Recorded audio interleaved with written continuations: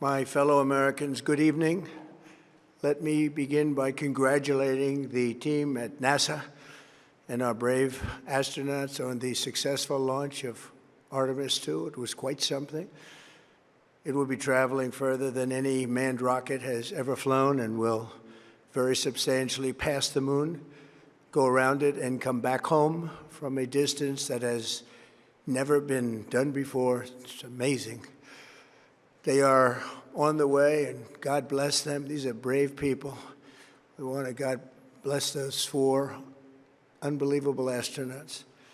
As we speak this evening, it's been just 1 month since the United States military began Operation Epic Fury, targeting the world's #1 state sponsor of terror, Iran.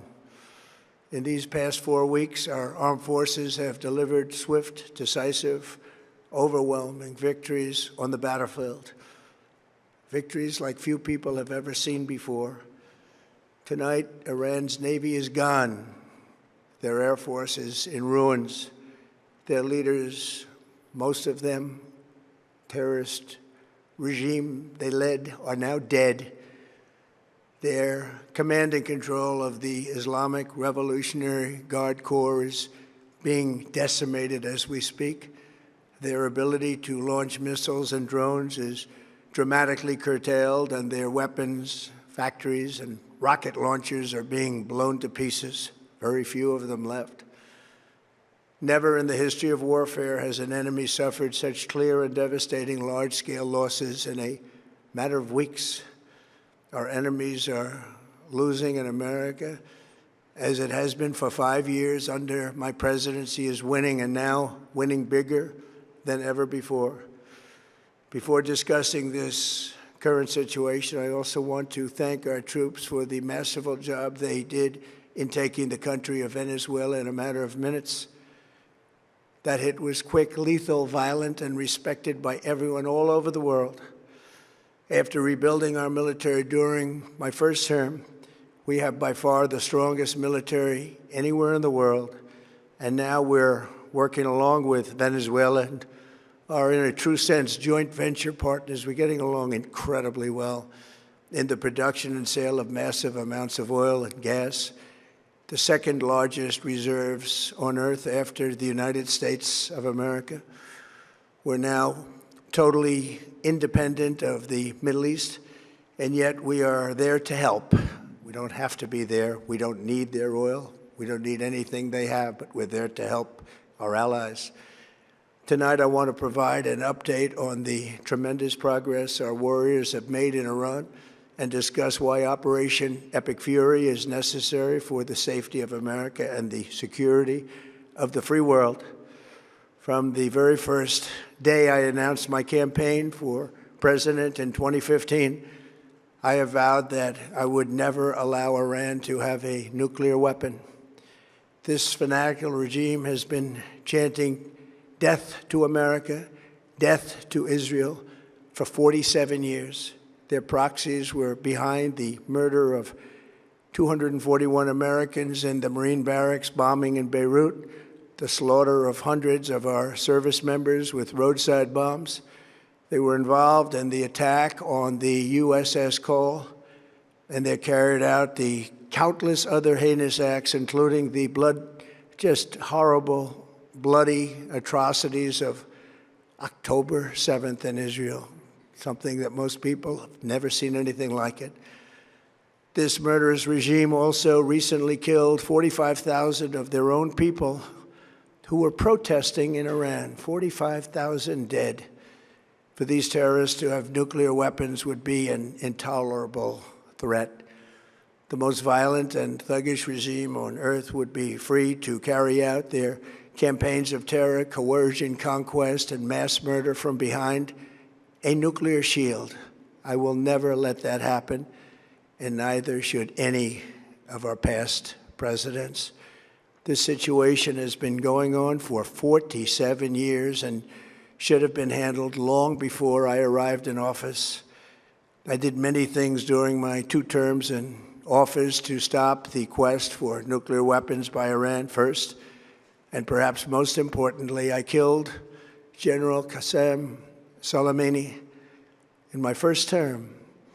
He was an evil genius, brilliant person, a horrible human being, however, the father of the roadside bomb. And he lived just horrible, what he did. Iran would have been perhaps in far better, stronger position. Had he lived, we would have had probably a different conversation tonight. But you know what? We'd still be winning and winning big. And then, very importantly, I terminated Barack Hussein Obama's Iran nuclear deal, a disaster. Obama gave them $1.7 billion in cash, green cash. Took it out of banks from Virginia, D.C., and Maryland, all the cash they had. He flew it by airplanes in an attempt to buy their respect and loyalty, but it didn't work. They laughed at our president and went on with their mission to have a nuclear bomb. His Iran deal would have led to a colossal arsenal of massive nuclear weapons for Iran, and they would have had them years ago, and they would have used them. It would have been a different world. There would have been no Middle East and no Israel right now, in my opinion, the opinion of a lot of great experts, had I not terminated that terrible deal. And I was so honored to do it. I was so proud to do it. It was so bad right from the beginning. Essentially, I did what no other president was willing to do. They made mistakes, and I am correcting them. My first preference was always the path of diplomacy, yet the regime continued their relentless quest for nuclear weapons and rejected every attempt at an agreement. For this reason, in June, I ordered a strike on Iran's key nuclear facilities, an Operation Midnight Hammer. Nobody's ever seen anything like it. Those beautiful B-2 bombers performed magnificently. We totally obliterated those nuclear sites. The regime then sought to rebuild their nuclear program at a totally different location, making clear they had no intention of abandoning their pursuit of nuclear weapons. They were also rapidly building a vast stockpile of conventional ballistic missiles and would soon have had missiles that could reach the American homeland, Europe, and virtually any other place on Earth. Iran's strategy was so obvious. They wanted to produce as many missiles as possible, and they did, with the longest range possible. And they had some weapons that nobody believed they had. We just learned that out. We took them out. We took them all out so that no one would really dare stop them. And their race for a nuclear bomb, a nuclear weapon like nobody's ever seen before. They were right at the doorstep. For years, everyone has said that Iran cannot have nuclear weapons, but in the end, those are just words if you're not willing to take action when the time comes. As I stated in my announcement of Operation Epic Fury, our objectives are very simple and clear. We are systematically dismantling the regime's ability to threaten America or project power outside of their borders. That means eliminating Iran's Navy, which is now absolutely destroyed, hurting their Air Force and their missile program at levels never seen before, and annihilating their defense industrial base. We've done all of it. Their Navy is gone. Their Air Force is gone. Their missiles are just about used up or beaten. Taken together, these actions will cripple Iran military, crush their ability to support terrorist proxies, and deny them the ability to build a nuclear bomb. Our armed forces have been extraordinary. There's never been anything like it militarily. Everyone is talking about it, and tonight I'm pleased to say that these core strategic objectives are nearing completion. As we celebrate this progress, we think especially of the 13 American warriors who have laid down their lives in this fight to prevent our children from ever having to face a nuclear Iran. Twice this past month, I've traveled to Dover Air Force Base, and it's been something. I wanted to be with those heroes as they return to American soil, and I was with them and their families, their parents, their wives, their husbands. We salute them, and now we must honor them by completing the mission for which they gave their lives. And every single one of the people, their loved ones said, "Please, sir, please finish the job." Every one of them. And we are going to finish the job, and we're going to finish it very fast. We're getting very close. I want to thank our allies in the Middle East, Israel, Saudi Arabia, Qatar, the UAE, Kuwait, and Bahrain. They've been great, and we will not let them get hurt or fail in any way, shape, or form. Many Americans have been concerned to see the recent rise in gasoline prices here at home. This short-term increase has been entirely the result of the Iranian regime launching deranged terror attacks against commercial oil tankers in neighboring countries that have nothing to do with the conflict. This is yet more proof that Iran can never be trusted with nuclear weapons. They will use them, and they will use them quickly. It would lead to decades of extortion, economic pain, and instability worse than we can ever imagine. The United States has never been better prepared economically to confront this threat. You all know that. We built the strongest economy in history. We're going through it right now, the strongest in history. In 1 year, we've taken a dead and crippled country. I hate to say that, but we were a dead and crippled country after the last administration and made it the hottest country anywhere in the world by far, with no inflation, record-setting investments coming into the United States, over $18 trillion, and the highest stock market ever, with 53 all-time record highs in just 1 year.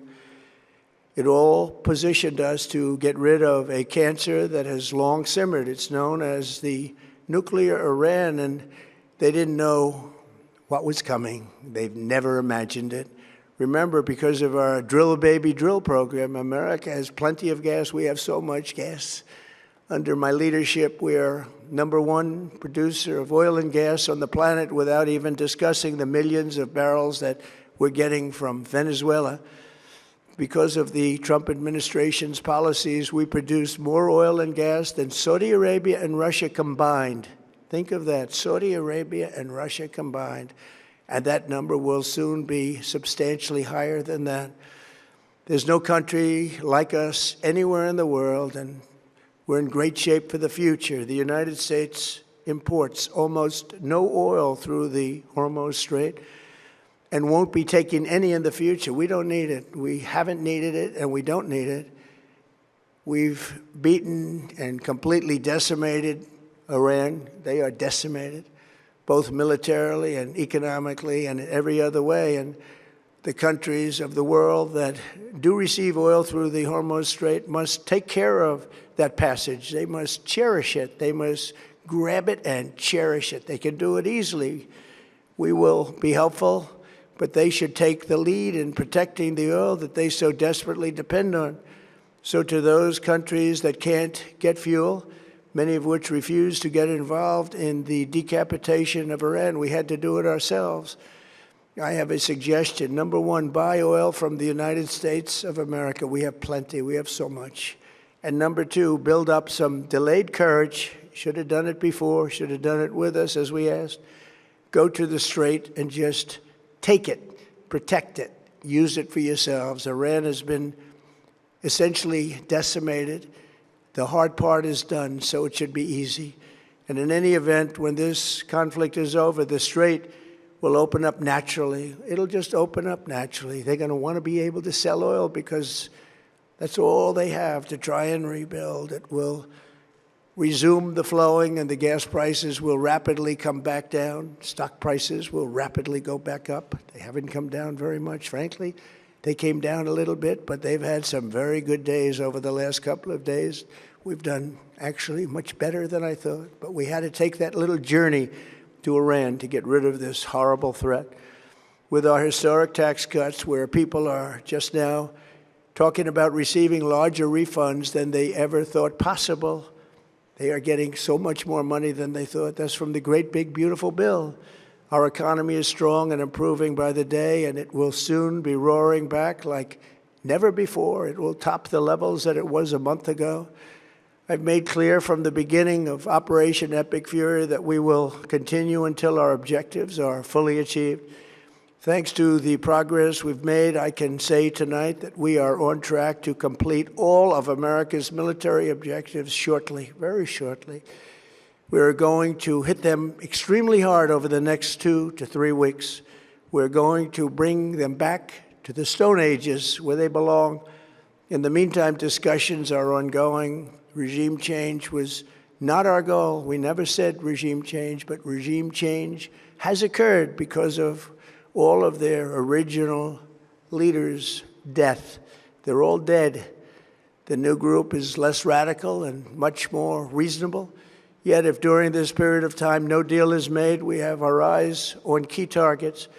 If there is no deal, we are going to hit each and every one of their electric generating plants very hard and probably simultaneously. We have not hit their oil, even though that's the easiest target of all, because it would not give them even a small chance of survival or rebuilding. But we could hit it, and it would be gone, and there's not a thing they could do about it. They have no anti-aircraft equipment. Their radar is 100% annihilated. We are unstoppable as a military force. The nuclear sites that we obliterated with the B-2 bombers have been hit so hard that it would take months to get near the nuclear dust, and we have it under intense satellite surveillance and control. If we see them make a move, even a move for it, we'll hit them with missiles very hard again. We have all the cards, they have none. It's very important that we keep this conflict in perspective. American involvement in World War I lasted 1 year, 7 months, and 5 days. World War II lasted for 3 years, 8 months, and 25 days. The Korean War lasted for 3 years, 1 month, and 2 days. The Vietnam War lasted for 19 years, 5 months, and 29 days. Iraq went on for 8 years, 8 months, and 28 days. We are in this military operation so powerful, so brilliant, against one of the most powerful countries for 32 days. And the country has been eviscerated and essentially is really no longer a threat. They were the bully of the Middle East, but they're the bully no longer. This is a true investment in your children and your grandchildren's future. The whole world is watching, and they can't leave the power, strength, and brilliance. They just can't believe what they're seeing. They leave it to your imagination, but they can't believe what they're seeing, the brilliance of the United States military. Tonight, every American can look forward to a day when we are finally free from the wickedness of Iranian aggression and the specter of nuclear blackmail. Because of the actions we have taken, we are on the cusp of ending Iran's sinister threat to America and the world. And I'll tell you, the world is watching. And when we do, when it's all over, the United States will be safer, stronger, more prosperous, and greater than it has ever been before. May God bless the men and women of the United States Armed Forces, and may God bless the United States of America. Thank you very much, and good night.